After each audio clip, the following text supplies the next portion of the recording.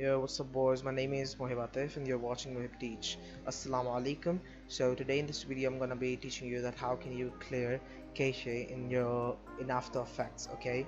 You know cache takes a lot of GB in your C drive or in the SSD where like the folder is located.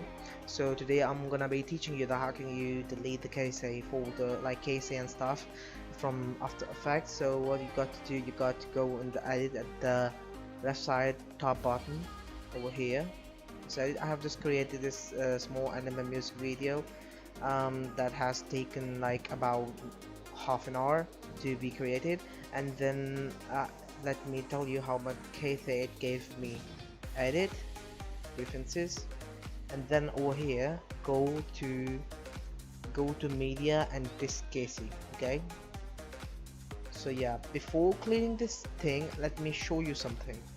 This PC, you can see this is basically the SSD where most of my things goes, like most of the cache go.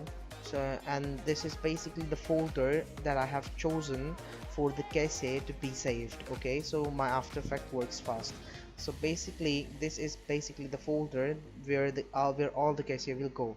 So basically what I'm gonna do, I'm gonna go and click empty disk cache. This won't hurt anything, this won't delete any of your important files of After Effects, it will just delete the cache. Okay, so after that just click on OK and you can see that it's deleting stuff.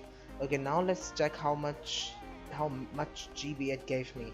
Okay, it was like 48 something, like 48 GB, and now it's 58 GB. Okay, like now I can use 58 GB more, like I have deleted the cache and now I can use it. Okay, so yeah, there is another thing, clean database and cache. You can do it as well, but it doesn't affect the disk that much. I have done it a lot of times, it doesn't affect it in the slightest.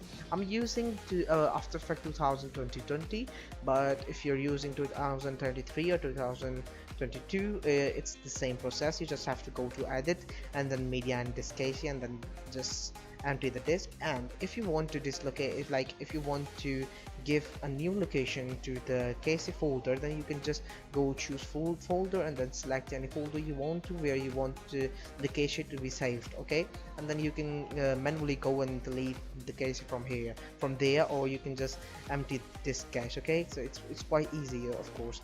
Okay guys, if you like my video and if this video was helpful for you, then please make sure to like and subscribe my channel. Peace.